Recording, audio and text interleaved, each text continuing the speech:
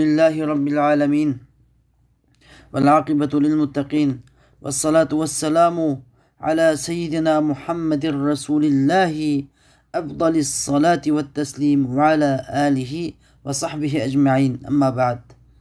Cenab-ı Allah Subhanahu ve Teala'ya medhiye ve şükür. Peygamberimiz Muhammedur Resulullah sallallahu aleyhi ve sellem'ge dua salam yollap bolgandan maksat kelsek, bugün sözlemoqchi bo'lganimiz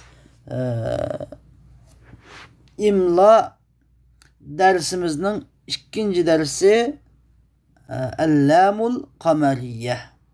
Biz birinci dersimizde, yani ilgili ötkenki dersimizde Allamuş Şemsiyye, kün harfleri, kün harfleriga ait bo'lgan lam to'g'riliq dersi so'zlab o'tgan edik. Bugungi dersimizde bo'lsa ay harfleriga ait bo'lgan, ayga ait bo'lgan lam, yani aylemi, lamul qamariyye degan aylemi degan gap, yani ayga al qamar degan sözge ait bo'lgan lam degan gap uyg'urcha ma'nosi. Biz buni arabcha qo'llanamiz. Allamul qamariyye. تعريفها هي لام التعريف التي يكون ما بعدها متحركا خاليا من الشدة. خاليا من الشدة. Yani bu ergi bu lamul kamariye deganimizning ta'rifati bo'lsa, nahvi ilmida, yani grammatik ilmida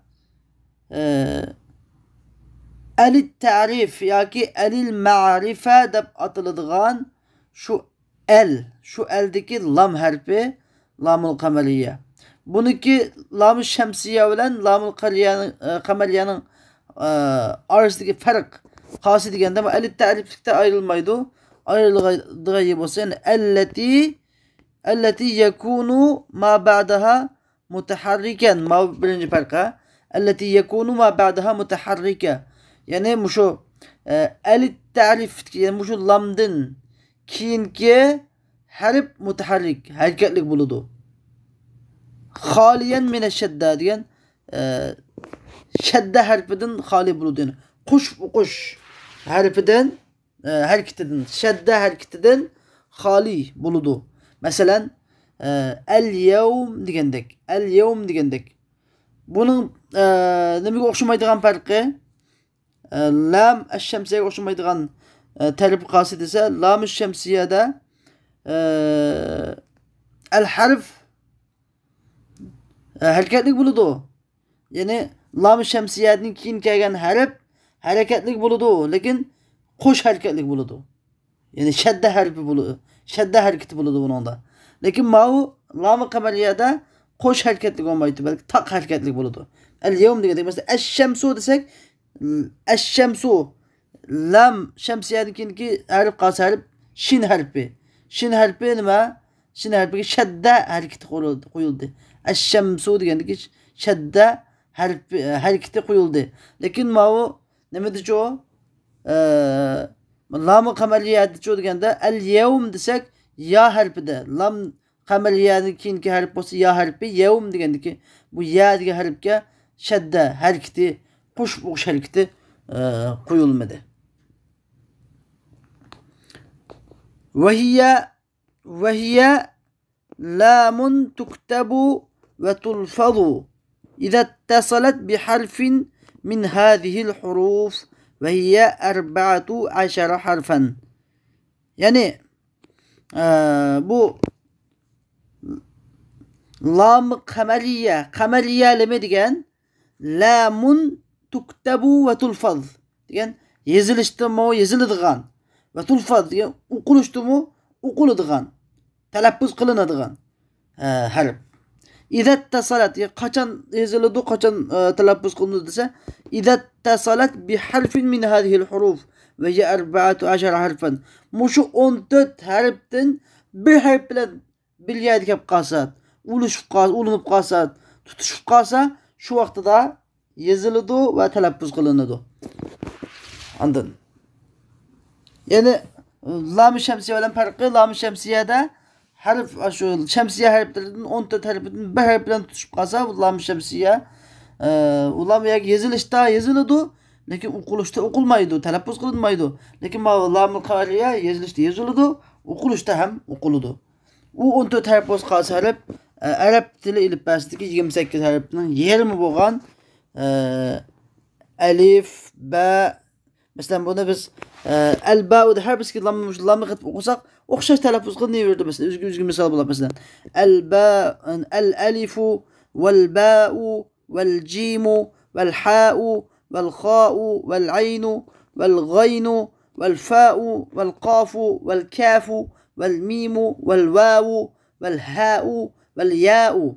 Mana bu shunda hammasi da lam harfi alayda so'zlandi, talaffuz qilindi va lam harfining keyin kelib shaddisiz, shadda harakatisiz holatda harakatlik bo'ldi masalan. Va qad jumiyat fi hadhihi al-kalimat.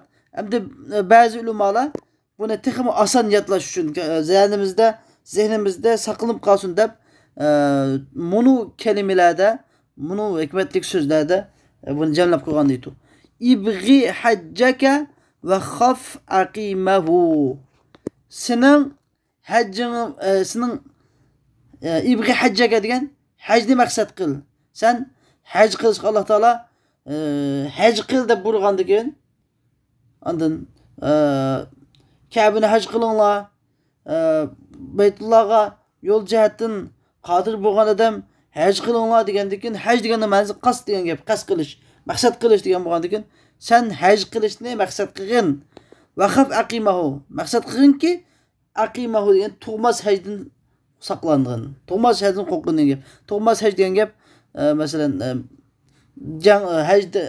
hajni harom puldan pul tepib haj qilib yoki haj qilganni yerda to'salgan cheklamalarni qilib selib degandek hajniki savobini mahrum qilishni qo'rqin. Hajni qilishga maqsad qil, hajni qil. Lekin kamil qil. Halol puldan qil. Degan mushu hikmatlik so'zda shu 14 harfning lam qamaliya degan 14 harfning hammasi bor. Masalan alif, ba, g'ayn, ha, jim, kaf, vav, kha, fa, ayn, qaf, ya, mim, ha mush harfning hammasi bor bu yerda. Endi biz buni misollarini keltiraylik. Amsilatuha. Endi bu lam qamaliyaning misollarini keltiraylik. Alifning misoli masalan al-awwal. Al-awwal desak, bu yerdagi al-awwal, al-a lam harfi, lam qamaliyat talaffuz qilindi.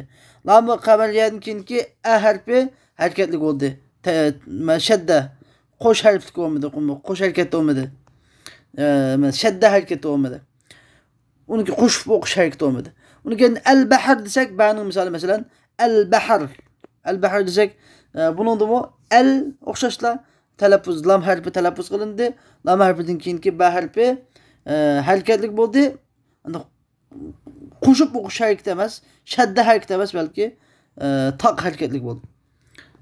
Undan al-jamal jimning misoli, al-hisab haning misoli, al-khiwan al-khaning misoli, al-aynu al-ghaybu al-fa'su al-qalbu al-kanzu al-mulku al-wahidu al-hirratu al-yawmu. Masalan, bu shunun hammasi nimaning misoli?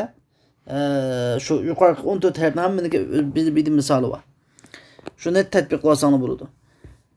Endi nemishqa bu lamul qamariya oylami, qamariyalimi deb ataldi desa, bu atash sababi va summiyat biha tashbihan laha bilamil qamari. Bu oylami, qamariyalimi deb atalishining sababi tashbihan laha bil qamar. Yani al-qamar degan so'zdagi mushu lam harfini ko'zda tutib qamariyalimi deb atalgan.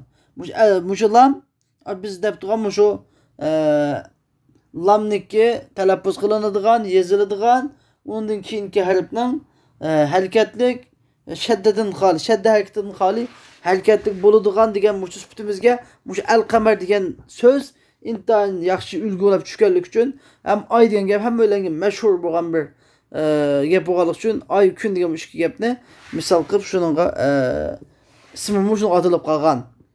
Endi ba'zi ulamolar buni texma murakkab bir fasohatlik bir o'qitish deb bunda degan.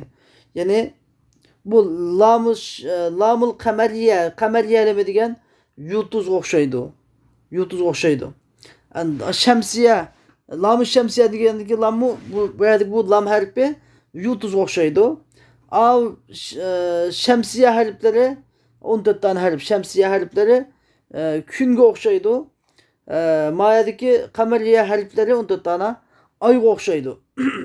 Qanday jat okşaydı dese kun chiqqanda yulduzda oshkor bo'lmaydi. Kun chiqqanda yulduzda oshkor bo'lmaydi. Ya'ni so'zga shu 14 tane kun harflari kelib qolsa, lam xuddi yulduz oshkor bo'lmagandek, lam harfi oshkor bo'lmaydi. Lam shamsiya oshkor bo'lmaydi. Endi ya'ni maxfiy bo'lib qoldi, yilg'am qilib o'tgan dars so'zlab o'tdik. Endi nimada oy chiqqanda deganda oy chiqqanda yulduz oshkor bo'ldi.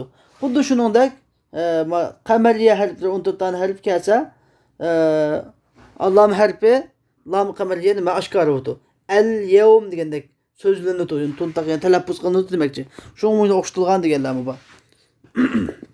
Mulohiza. Hunalika kalimatun fiha el lakinnaha leysat bi el-ta'rif bel hiye cuz'un min el-kelime. Dikkat eskartish. Bazı sözler var. O sözde el degen kelime var. El degen kelime. Bırak o el degen söz leyset bi el-ta'rif. Abi sözde ötken var el-ta'rif yani lam-ı şemsiye veya ki lam-ı kameriye emez. Bel hiye cuz'un minel kelime. Belki o şu sözünki bir kısmı. Sözünün bir bölükü o. Mesela ve ileyke ba'de hadil kelimat. Sen bu şu sözlerinin bazısını anlat bakın. Mesela elbanun ve elvanun ve elfazun deydi. Elbanun desek elban degen gap bu leben degen gapniki leben degen süt degen bu. Elban degen sütler. Yani lebenin köpük şekli. Leben dedik. Onu kenedin bunu köpük şekli aylandıracağımızda elban deb eldimini katımız. Elbanun budu. Bir yerdeki bu el nememez. Talip nememez. Ya lam-ı kameriye ya lam-ı şemsiye nememez. Belki o sözünün yüzündeki bir bölük olan köpük şekli için keltirilgen el o. Onu nima o'xshatmaymiz, buni o'xshamaydi u balaki. Uni buni o'xshatib qolmanda da'vatadi. Alvanun degan shuni o'xshash. Laununniki ko'plik shakli alvan. Alfaz desak lafzunning ko'plik shakli alfaz. Shuni o'xshash. Endi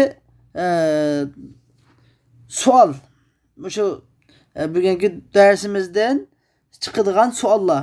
Bu savollarga qarindoshlar bir aldırmay oturup dersni yaxshi ko'ngil qilib olib, o'zingizlar javob berib boqinglar.